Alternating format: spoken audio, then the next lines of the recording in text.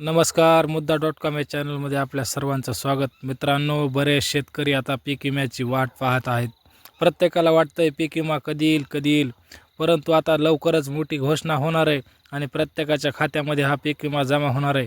मग प्रत्येक शेतकरी म्हणतोय, बाबा ही 17,500 मला कधी मिळणार? हेक्टरी 17,500चं जे वचन दिलं होतं ते वचन कधी पूर्ण होणार, असं प्रत्येक शेतकऱ्याला चाहूल लागलेले आहे.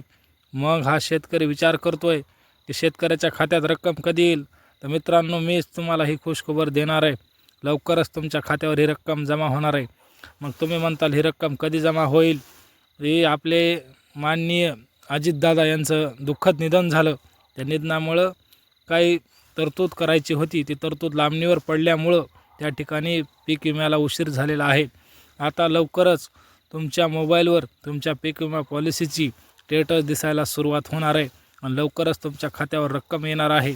मग प्रत्येक शेतकऱ्याच्या खात्यावर ही रक्कम जमा झाल्यावर त्या ठिकाणी तुम्हाला लक्षात येईल की 7 ते 8 दिवसामध्ये ही रक्कम जमा होणार आहे, असं त्या ठिकाणी देवेंद्र फडणवीस सरकारने सांगितलेलं आहे. लवकरच ती रक्कम तुमच्या खात्यावर जमा झाल्यावर तुम्हाला काय करायचं आहे, ही रक्कम कोणत्या जिल्ह्यामध्ये किती असणार आहे, हे पण आपण या व्हिडिओमध्ये जाणून घेऊ. बीड जिल्ह्यामध्ये त्या ठिकाणी रक्कम मिळणार आहे. बीड असेल, धाराशिव असेल, परभणी असेल, जालना असेल, असे संभाजीनगर, असं मराठवाडा विभागामध्ये पूर्णच्या पूर्ण मराठवाडा विभाग त्या ठिकाणी मिळणार आहे. तुम्हाला माहिती आहे धाराशिव जिल्ह्यामध्ये कशा प्रकारचं नुकसान झालं होतं, त्यामुळे लवकरात लवकर हा पीक विमा प्रत्येक जिल्ह्याला मिळणार आहे.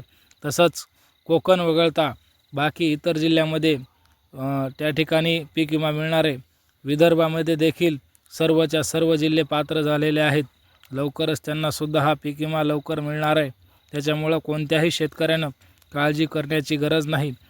परंतु मित्रांनो, प्रत्येक शेतकऱ्याला त्या ठिकाणी 17,500 मिळतील असं नाही.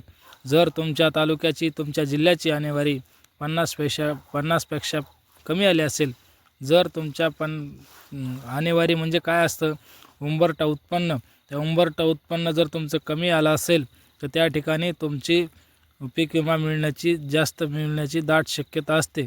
परंतु जर तुमचा पीक विमा त्या ठिकाणी तेवढ्या मापात नसेल तर तुम्हाला पीक विमा 12,000, 14,000, 13,000 हेक्टरी मिळून जाईल, अशा प्रकारची शक्यता आत्ता सध्या तरी दिसत आहे.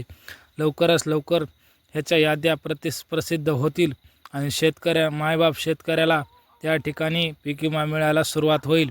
तुर्तास मी हा व्हिडिओ याच्यासाठी बनवला आहे की प्रत्येक शेतकऱ्याला ही खुशखबर द्यावी, कारण शेतकरी विचार करत असतो की मला पीक विमा कधी येईल.